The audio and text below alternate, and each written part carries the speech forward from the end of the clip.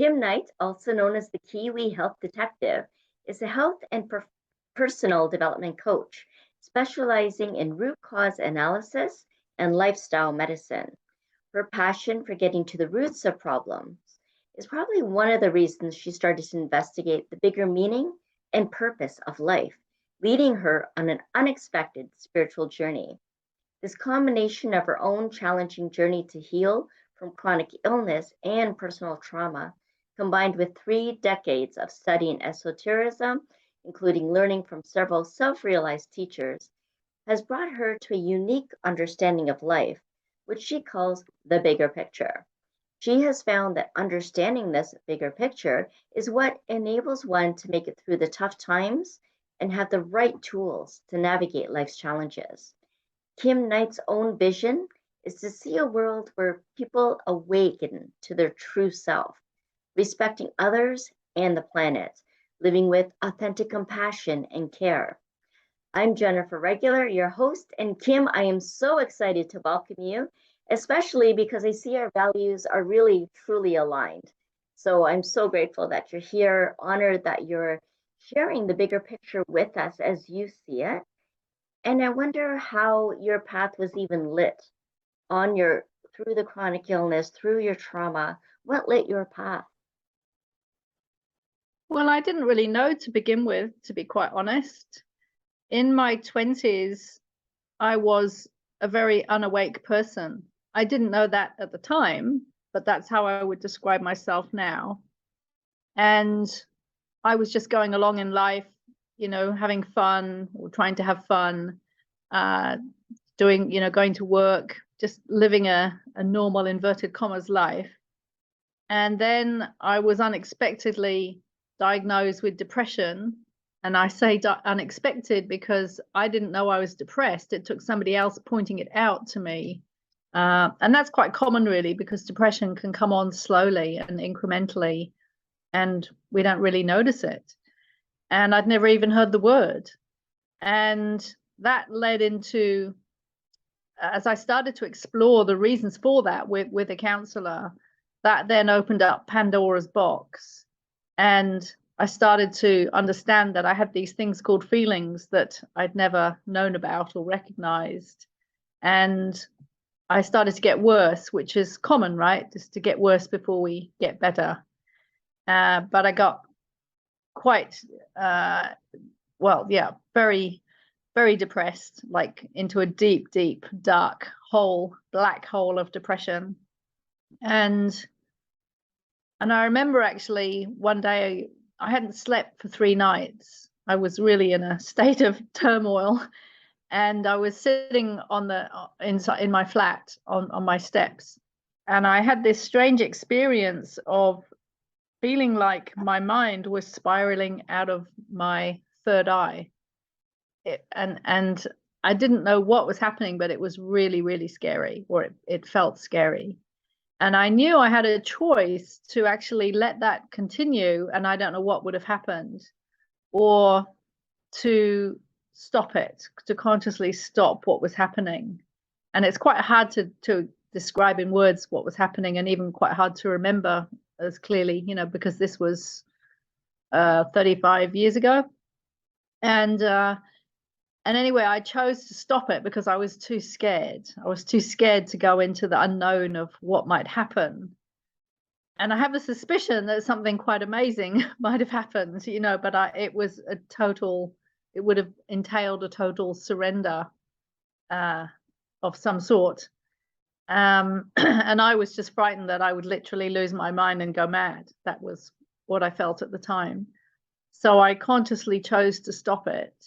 But because I hadn't slept for 3 days and I was really not in a good way, my counselor recommended that I go into into hospital, into a mental hospital. And that word always sounds so horrible, doesn't it? Mental hospital. But it was just a hospital where people who have mental health problems go, and they had a whole department, or if that's the right word, for people with eating disorders, for example. They had a whole floor for people with eating disorders, but I wasn't on that floor. And so I found myself in this hospital, literally having a mental breakdown, really. And And the funny thing was, nobody ever actually classified it as that. Nobody ever said those words. I didn't realize until later that that's actually what had happened. All I knew was that I was in this pit of darkness, sinking deeper and deeper. And every time I tried to clamber out, I just couldn't. And of course, they wanted to give me medication. They put me on antidepressants for one day, and I felt even worse. And because I'd self-admitted, I could choose whether I had medication or not, thank God. And so I just stopped them after a day. I just knew intuitively that that wasn't going to be the answer. and we were meant to go to classes, art classes and this class and that class and whatever. And I just didn't want to. I just was lying in my bed, sinking deeper and deeper into this pit of darkness. I couldn't read anything. I couldn't watch the TV. I couldn't think. I could hardly speak. And in the end, one day, after several days of this, I just decided to surrender to it because I just couldn't fight it anymore. And I just gave up and I gave in. And as I did that, somehow, miraculously, I started coming out the other side. And it literally felt like I'd sunk into the depths of the earth and was coming out the other side. And I started to feel better. And I wasn't doing anything. I was just allowing and surrendering. And I started to just feel better. And I spent another week in the hospital, feeling a bit more perked up, and then I felt ready to leave, and I self-discharged and feeling very fragile. And I remember, because I didn't live too far away from the hospital, wasn't too far away from where I lived, about I don't know, 15 minutes on the tube, because this was in London. I grew up in London. And I remember being on the tube going home, sitting there looking around and feeling really, really different. And I felt like a newborn baby. That was the feeling that I had, was that I was a newborn baby. And I can't really say more than that, but it was very strange, because I didn't have the awareness or the consciousness, if you like, that I have now to understand what I was going through.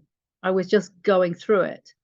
And actually, it took me several years to piece together what had really happened. And what had really happened, I believe now, or see now, is that I'd had a breakdown of consciousness to allow a new consciousness to exist.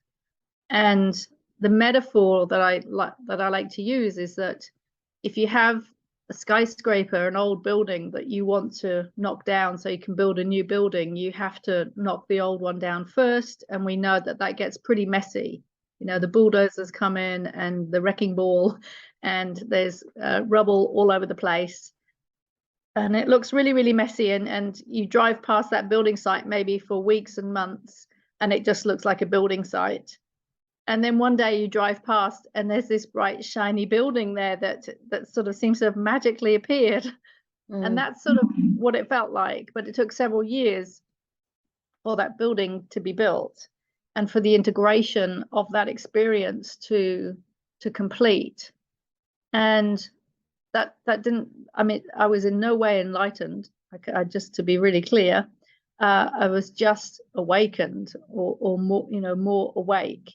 And it's interesting because according to the Ageless wisdom teachings of Alice Bailey, Master Dwell Cool, which are the teachings that I got into several years later, and were actually able to help me look back and understand what had happened.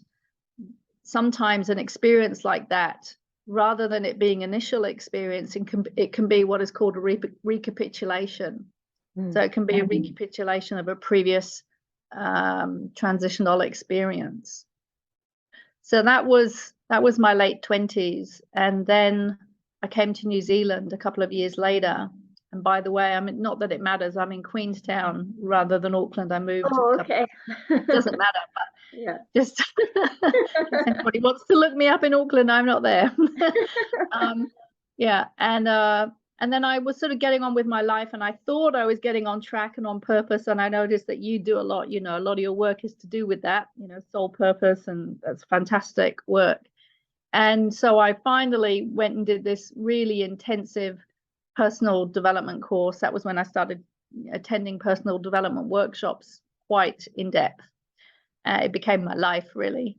And I did this course and committed to exploring my dream, my long-term dream of working in the film industry, because I'd been dreaming of that for 10 years, but because of my low self-esteem and low self-confidence and didn't know where to start and whatever, I sort of put it off.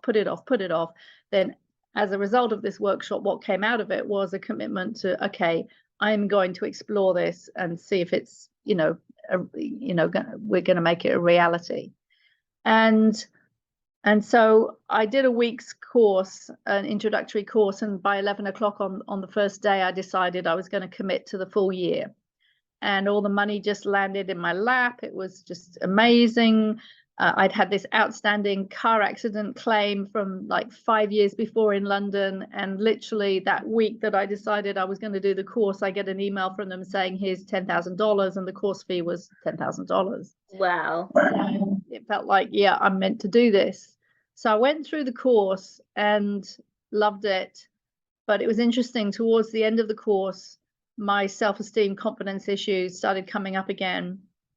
One of the big things for me had been that I was 35 and most people in the course were about 17, 18, 19, 20. And that really was triggering some things in me, which I look back now and I think that was ridiculous. But at the time, that it was. But anyway, that was actually really more to do with other unresolved issues. And I went to work after that course in a video production company, and I was quite enjoying it, apart from one thing. And the one thing that really was frustrating me was that the pay was horrendous. It was the worst paid job I've ever had. And I knew when they offered me the job that I should have turned it down. My gut, because we have these three brains, the head, the heart, the gut, and my gut and my heart just said, no, you're worth more than that. But my head said, oh yeah, but it's, I might not get another job. It's really difficult to get a job, blah, blah, blah. It rationalized away, rational lies. And so I took the job, but a lot of frustration started to unconsciously build up inside of me, because I always give 100+% when I'm working and doing anything.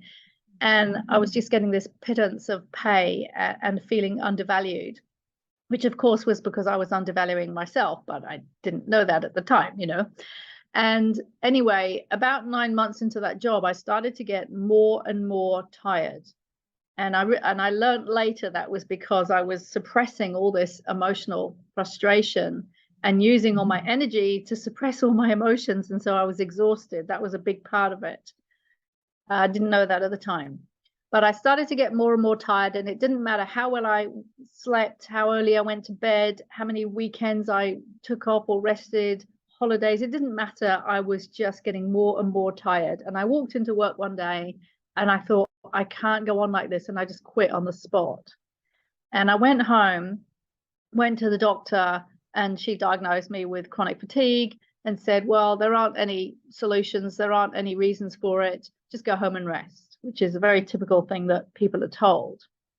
And that then set me off on a whole new tangent and journey of 10 years searching for answers to get well, during which time I was unable to work.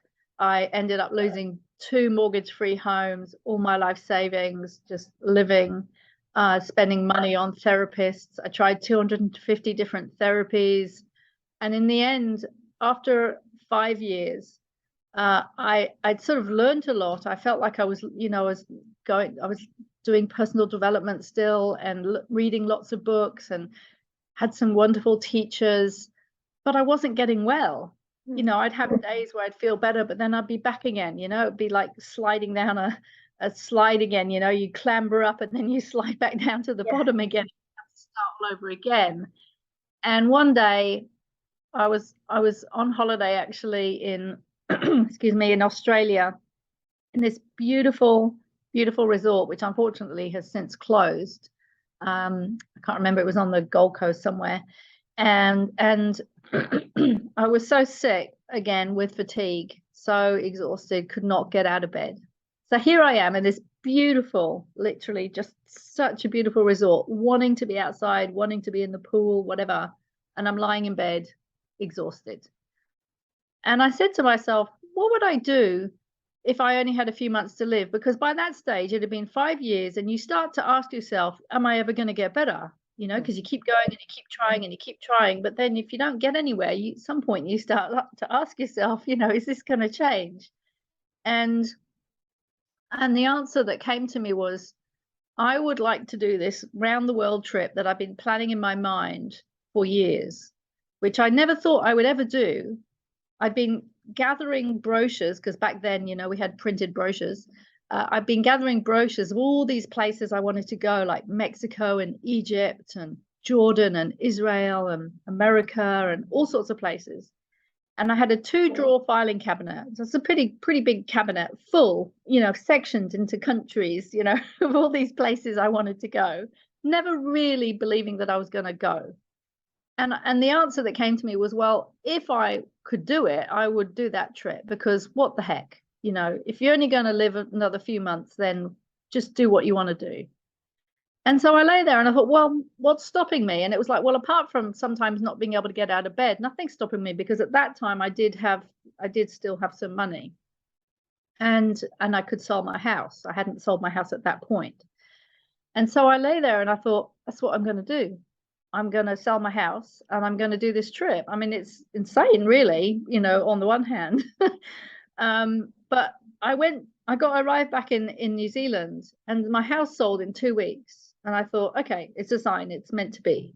I actually really regret selling my house now, because I had no idea how much, you know, house prices would escalate and how much stress it has caused me financially to have to pay exorbitant rents, you know, et cetera, but that's a whole other story. So I did set off, and people will say, well, how did you do that if you were sick? Well, you know, sometimes I was sick, sometimes I wasn't. So when I wasn't sick, I would move around, and when I was sick, I would just have to stop. So for example, when I got to Costa Rica, I crashed again. It's in chronic fatigue terms, it's called a crash. And I just couldn't move again, could hardly get out of bed. It was all I could do to just get up and make myself a meal. And I found a really cheap apartment for a month and just holed up there, and had another sort of awakening experience during that time, after meeting another self-realized teacher. And yeah, again, the feeling like it was similar to the feeling of when I left the hospital in the UK, where I felt like I'd been flayed. It's quite a strange thing to say, but I felt like all my skin had been taken off, and that I was just a bundle of nerves. I wouldn't particularly recommend this experience, but it was what it was. And anyway, I did this trip around the world. And what I was really still doing was seeking answers to getting well. And right at the end of it, towards the end of it, actually, when I was in Costa Rica, 2 things happened that really became, you know, led to a turning point. And the first thing was that at this yoga class, this lady mentioned a teacher, a guru called Amma, the Hugging Saint, who you may have heard of. Mm-hmm. As soon as she mentioned her, I just knew I had to go and see her. And she said she's in somewhere in Texas. I can't remember exactly where. I think it was Texas. Yeah. And I thought, oh, because I was sitting in Costa Rica going, where am I going to go next? And then as soon as she said that, I was like, that's where I'm going. The other thing that she said, it was the same teacher. She said, I've just trained in this therapy called Chinette Sang abdominal massage. And again, my ears just went ka-ching. I well, you know, perked up, and it was like, I want to know more about that. So I went to see her and I said, I want a session. And she said, you're too sick. I can't, I'm new to this therapy, and I don't know how to treat you. And she said, but my teacher is in San Francisco. You should go and see her. So I booked flights to go and see Amma in wherever it was, somewhere in Texas. And that was another transformative experience, very powerful. And this was in 2000. And straight after that, I went to San Francisco, and I did a weekend workshop with this lady. And I thought, wow, this is amazing stuff, because what it does is it gets to the energy and the emotions that are stored in the organs, sort of directly through massage, but in a non-cognitive way. So it bypasses the cognitive mind, which can block, us. And I have a very strong mind that was blocking me healing, And this is the funny thing about being sick, right? Is that we can, and this is very common actually with people with chronic fatigue, fibromyalgia, etc. As they say, and of course it's true, I want to be well, but then there's what's called a secondary gain or a payoff of staying ill, and that is unconscious. So I went to this workshop, which I found very fascinating. And then she said to me, you should go and see my teacher, who's the Meister. He's the absolute Chinetzang Meister. So I rang up to make a booking, and he didn't have any appointments for 2 or 3 months. And I said, okay, but can I just come by and pick up some leaflets, some information? And they said yes. The office lady said yes. So that day that I was due to go to pick up some information, again, I had another crash. Couldn't get out of bed. Was lying there just saying, praying, just like, if you want me to get there, please somehow get me there, because I don't even know how to get out of bed. And somehow I got out of bed and I got a taxi because I couldn't use the train. And I paid $100 to get in a taxi to cross the bridge, San Francisco Bridge, to get to this place. And I walked in the door, and the teacher was there for some reason. And I walked in the door, and he said, "Oh, how can I help you?" And I just burst into tears. And I almost feel emotional saying that now, because I can remember it. It was such a powerful moment, and I'm so grateful for meeting this man who changed my, helped me make that turning point that I needed to make. And I used to lie in the bath actually years after that, just going, oh, thank you so much, just feeling so grateful. And anyway, he said, okay, get on the table and I'll give you, his exact words were, I'll give you a little treatment. And I had no idea what to expect. So I lay down on the table and he started working on my abdomen. And something happened, just sort of, what's the word, that happened inside of me. And all of a sudden my mouth opened and I started to howl, just absolutely wail and howl. And all this emotional pain that I'd been storing inside of me started to come out in one go, like a lifetime of emotional pain that was totally unconscious. And that's the problem with a lot of our pain, is it's unconscious. And he said to me, the good news is you're really strong. And I'm like, and no, he said, the good news is you've got a lot of energy. And I'm like, what do you mean I've got a lot of energy? I can't get out of time. And he said, the bad news is you're using all your strength to hold that energy inside. And specifically what you're holding inside is your emotions. And that was when the wailing started. And then he called his assistant in, and she was pressing points, acupuncture points on my feet. And this went on for about an hour. And then finally I sort of subsided, and he finished, and he said, right, the treatment is finished. He said, sit up and stand up and take a few steps. And I couldn't walk. Not because I was tired, but it was like something had just drastically changed in my nervous system. And I didn't know what was forwards or backwards. And he said to me, so walk backwards. So I walked backwards a few steps, and then he said, now try walking forwards. And for some reason I could. And then he brought me a cup of tea, and I couldn't find my mouth. It was like everything had just drastically changed. It was really weird, and it took a while to sort of get myself back together as I sat there for a few minutes. But I felt completely different. And the reason was that I had released a truckload of emotional energy that had been stored inside me. And I was able to take the train back to the hotel.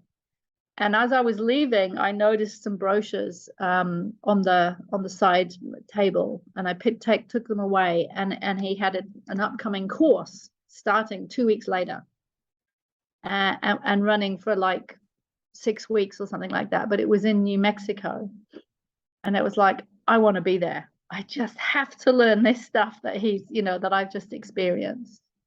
But my ticket was about to finish in 2 weeks, my flight ticket, my round the world, year-long ticket. And the travel agent rang the travel agent and said, no, you can't change it. It was a special ticket, special pricing. And I sat looking at that ticket every day for the next couple of weeks, just going, somehow got to change this ticket.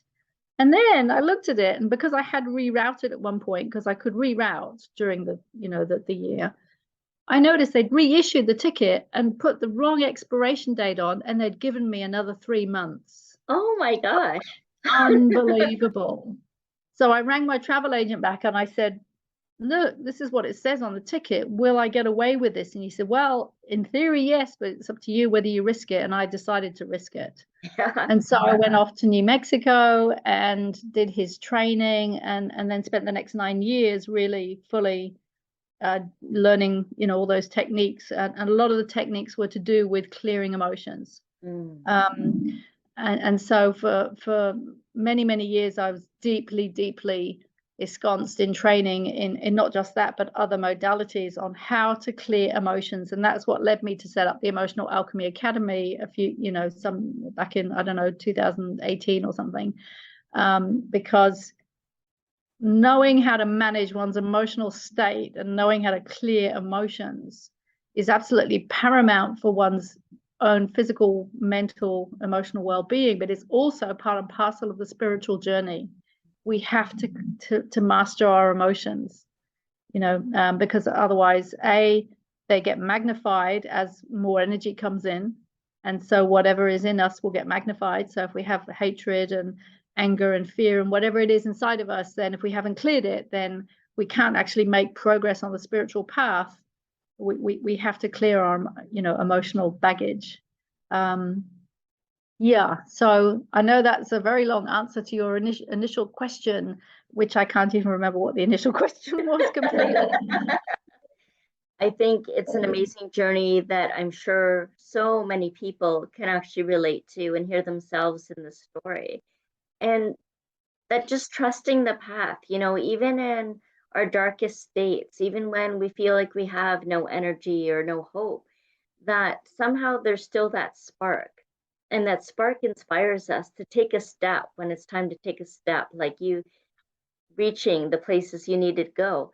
And I find that's what happens. We always end up being where we need to be, doing what we need to be doing, no matter what, no matter what. And there is that willingness to be well. You mentioned that, that you wanted to be well somehow. Yes. And that's just actually it. one of the what How. Sorry.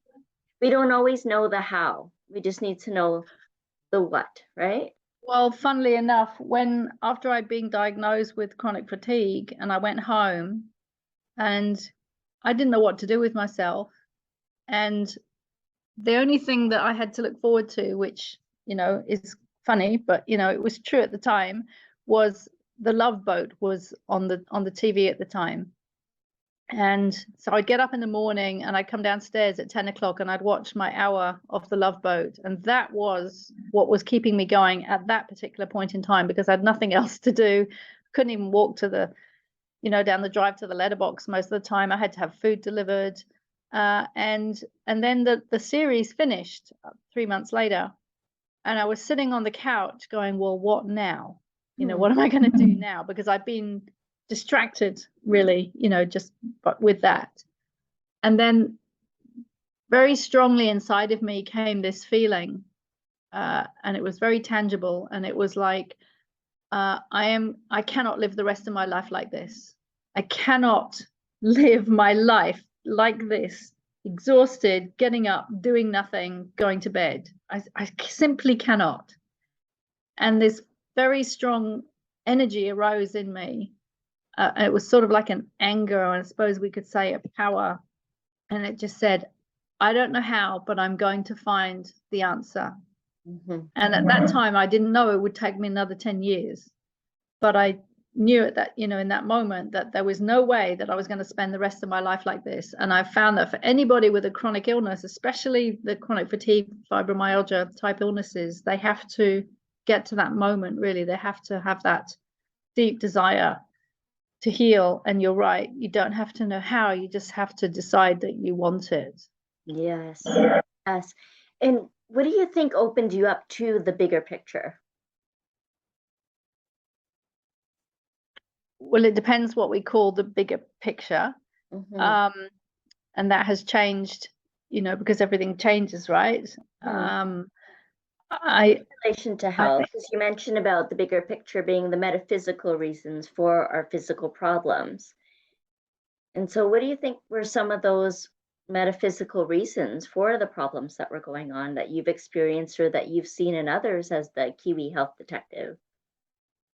okay, so there's sort of two answers to the question. It's like what opened me up to the bigger picture and what do I think the bigger picture is. Mm-hmm. So what opened me up has been my own journey of waking up, which I've described a bit of, Mm-hmm. because when in my 20s, for example, I thought life was just you go to school, you go to university, you get a job, you get married, you have 2.2 children, and that's what life is. And then I remember at about 25 thinking, I don't know. I don't seem to fit into this mold, that my parents expect, with my parents' life and their grandparents and whatever. I just doesn't seem to be working for me. And then, of course, these awakening experiences that I've had and all the personal development work, and the more we work on ourselves, and clear our junk, the more we clear away what needs to be cleared in order to see what was there already but we didn't see of ourselves, in other words, our higher self, soul, whatever we want to call it. So for me, just working on myself and having these inner transformations, which we will all have if we do this inner work, has changed me. And that is ongoing, and it goes in stages, and it's ongoing. I mean, the last 2 years have been another profound change, going past 60 and menopause, and the deep changes that go with that nobody ever tells you about. You have to discover it and find out for yourself. And it is something that I really believe should be taught more. There should be support and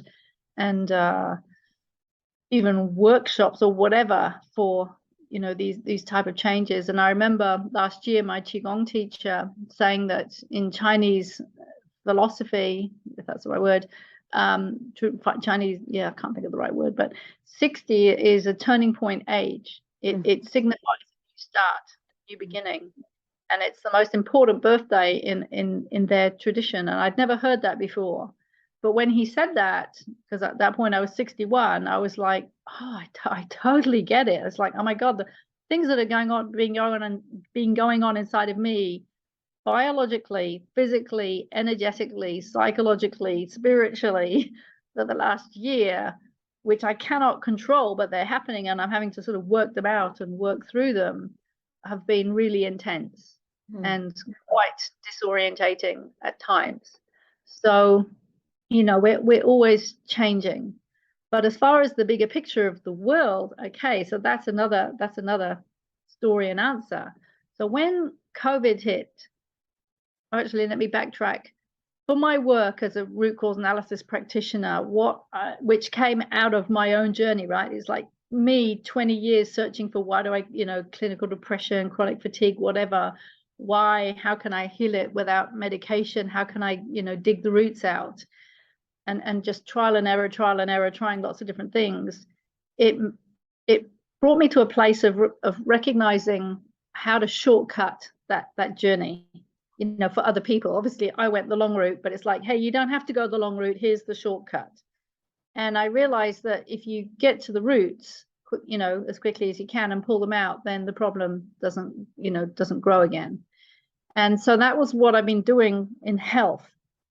And when COVID hit, I felt like, oh, now the world is in a collective version of what people go through individually when they're sick. It's a collective version. At the time they were talking about the virus, and it felt like, the whole world is sick because the whole world is sick.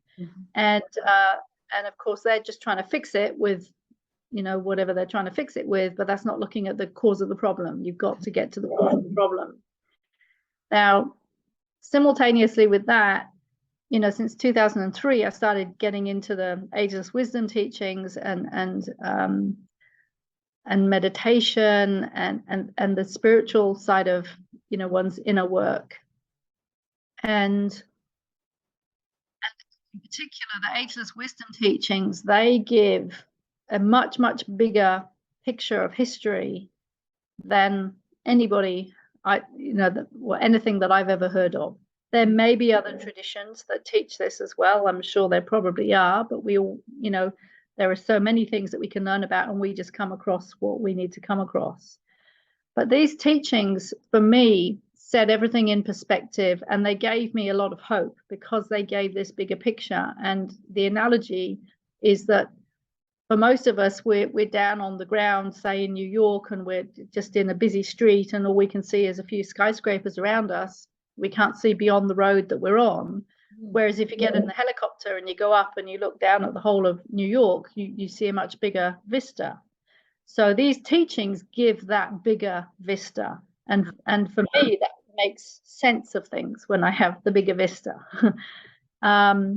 So when COVID hit, and I really believe that profound change has happened and is continuing to happen on the planet, whether people like it or not, or whether people realize it or not.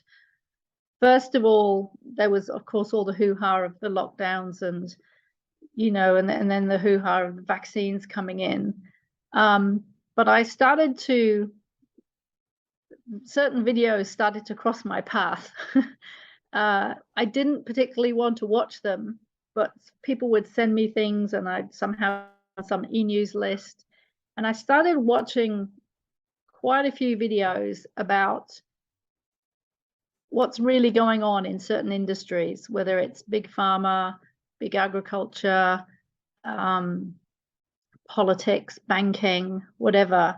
And I started to understand what I call physical plane reality or life in a different way. I started to see it in a different way, and I started to piece together the puzzle picture of how all these different industries, banking, big oil, climate, politics, pharmaceutical industry, how they're actually all interconnected.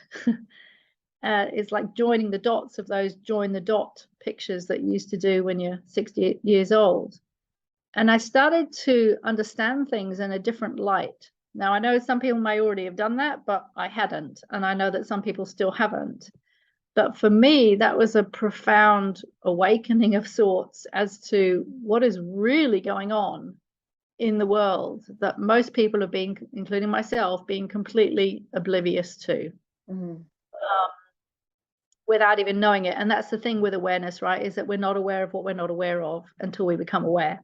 I hadn't been aware that, say, for example, I didn't know that that money is created out of nothing by the Federal Reserve. And then and then you go to a bank and you have to pay interest on being loaned this money that was created out of nothing. And all these people are making gazillions and billions and trillions of dollars. And this is why, a small percentage of people are super rich. And the whole history behind that of these people, these families who set up the whole system. I mean, it is lots and lots of rabbit holes. So I started learning about what's going on and what has been going on for centuries that we just have not been told about or taught about in our history lessons. And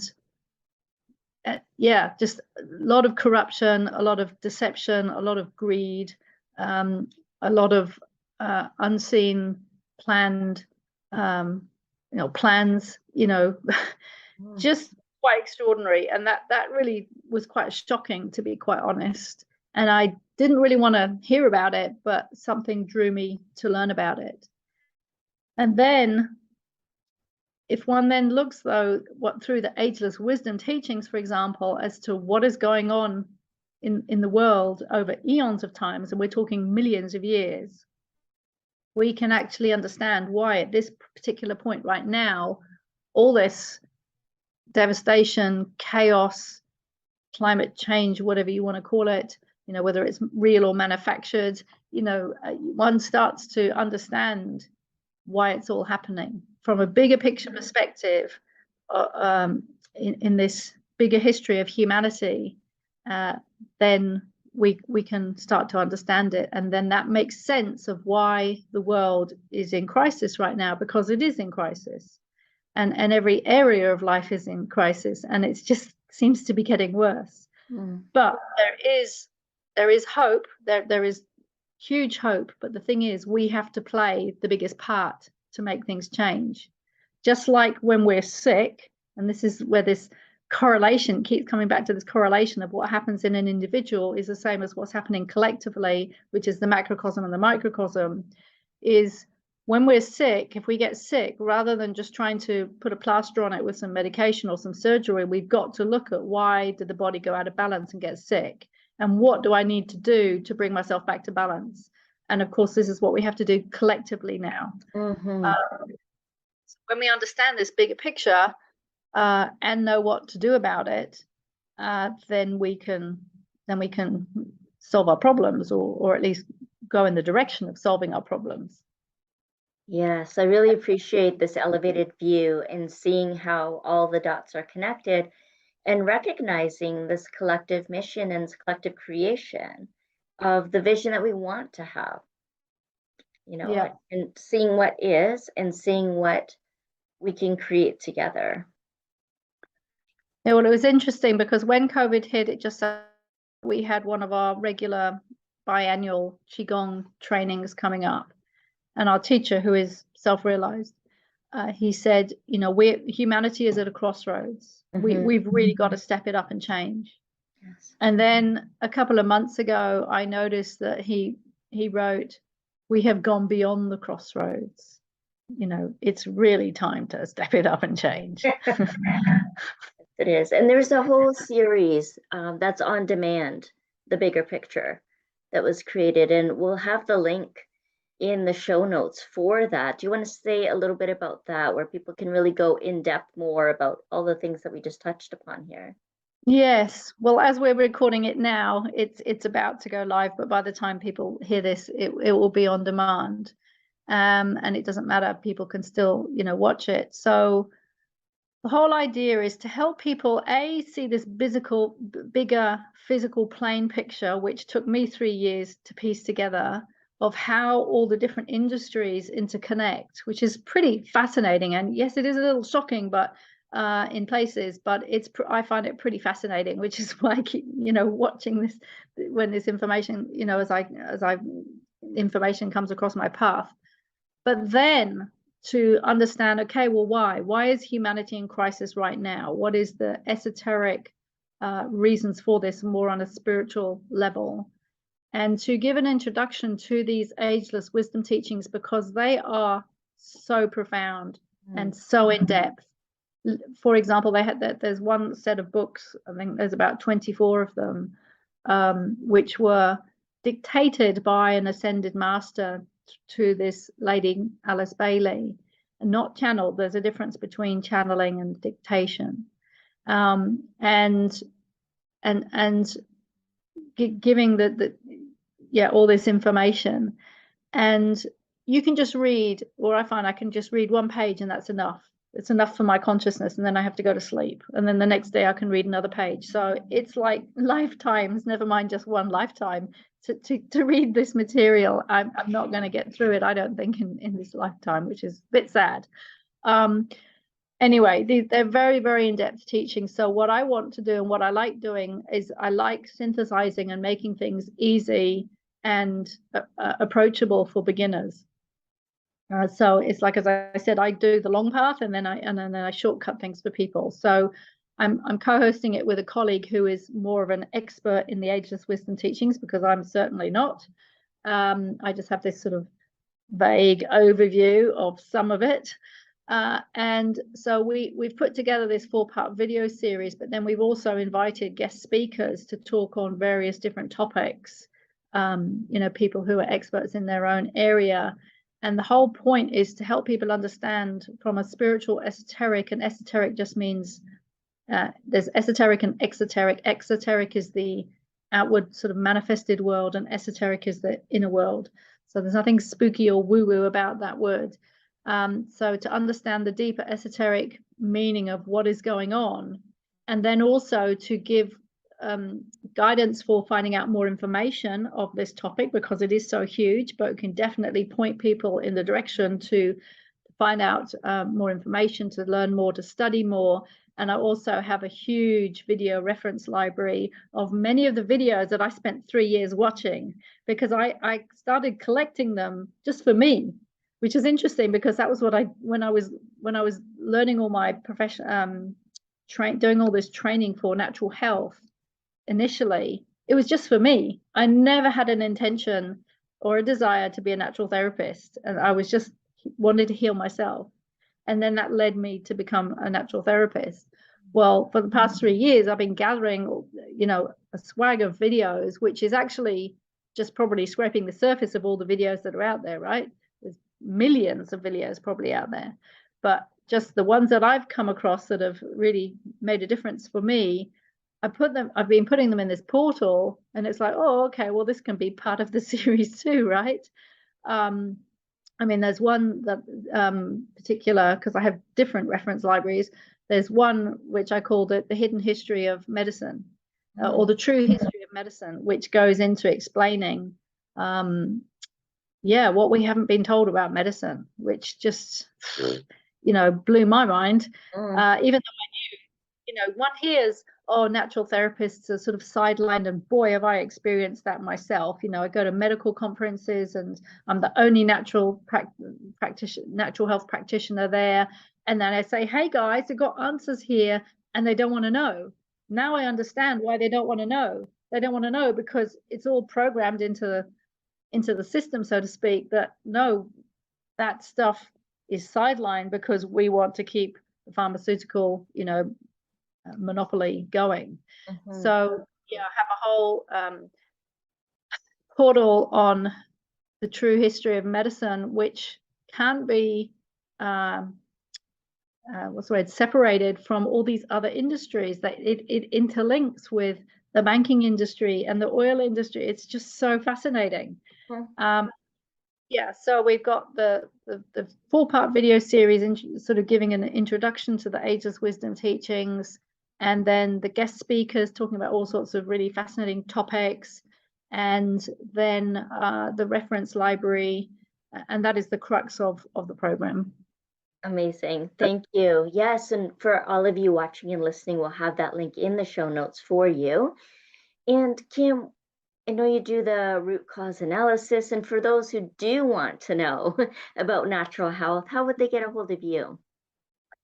The best place to go is what I call my umbrella website, because I have more than one website, but my umbrella website is artofhealth.co.nz. And if you go down to the bottom of the homepage there, you can get to the other websites if you need to. One is the Emotional Alchemy website, and one is my Qigong website. And then there's also, which is not from that page, but the Ageless Wisdom Teachings website, where the Bigger Picture series is.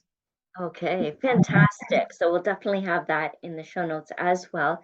And Kim, do you have any final words of wisdom for our audience today?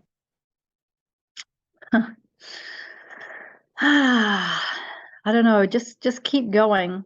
Keep going and keep trusting, never give up. I remember, and I've still got it actually, this quote that I had from the Dalai Lama, and it said, never, ever, ever, ever, ever, ever give up hope. Yes, and trusting that you'll always find yourself where you need to be, doing what you need to be doing. You are a living testament of that. I am so grateful for you, Kim, for everything you've shared, and sharing all that you've gone through, your vulnerabilities and what's helped you and what didn't help you, and what you're offering the world now with all of these amazing resources. So thank you so much for joining me on Awaken and Ascend. Well, thank you too for what you do. Thank you. And thank you everyone who has been watching and listening. We'll see you again next week. Bye for now.